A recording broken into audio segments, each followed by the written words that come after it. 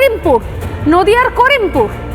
এই করিমপুর যে বাংলাদেশের অংশের সঙ্গে সীমান্ত ভাগ করে নিচ্ছে, সেই অংশটা হচ্ছে চুয়াডাঙ্গা। ওপারে চুয়াডাঙ্গা, এপারে করিমপুর, মাঝখানে আমাদের বর্ডার।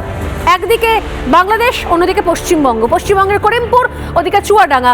এই চুয়াডাঙ্গা সীমান্ত, করিমপুর চুয়াডাঙ্গা সীমান্তের ওপারে জিতেছে জামাত, এবং এইটা পুরো বর্ডার ধরে ধরে চলেছে। যেখানে যেখানে এই বর্ডার সংলগ্ন এলাকা রয়েছে, সেখানে সেখানে জামাত জিতেছে। এই সেই নদিয়া, যে নদিয়ার ছবি আমি দেখাচ্ছি, এখানে করিমপুর চুয়াডাঙ্গা সীমান্ত ছবি দেখাচ্ছি, সেই নদিয়ার আরেকটা প্রান্ত, আরেকটা জায়গা, সেখান থেকে আমাদের প্রতিনিধি পলাশ মণ্ডল একটা এক্সক্লুসিভ রিপোর্ট করেছে।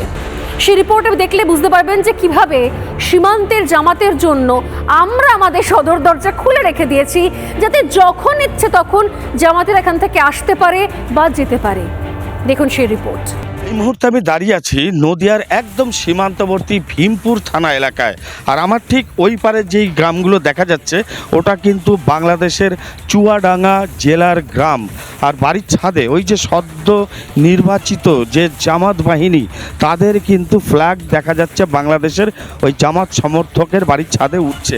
এবার যেটা প্রশ্ন, যে এই যে সামান্য এলাকাটা, যেই এলাকাটাতে রাজ্য সরকারের গাফিলতিতে এখনো পর্যন্ত বিএসএফ কোনো রকম কাঁটাতারের বেড়া দিতে পারেনি, আর যার ফলেই এইখান দিয়ে সরাসরি জামাত বাহিনী তারা পশ্চিমবাংলায় প্রবেশ করছে এবং এখান থেকে রাজ্যের বিভিন্ন প্রান্তে তারা পৌঁছে যাচ্ছে বিভিন্ন রকম নাশকতামূলক কাজ করতে।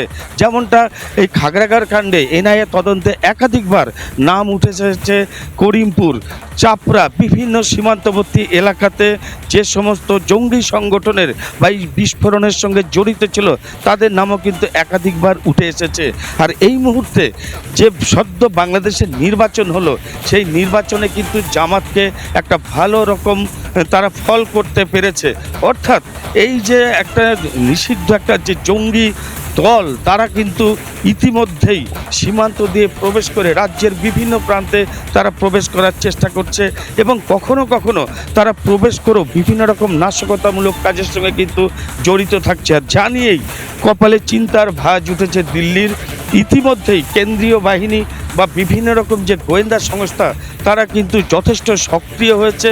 তারা এই ধরনের যারা জামাত বাহিনী আছে, তাদের অনুপ্রবেশের দিকেও যথেষ্ট কড়া নজরদারি চালাচ্ছে।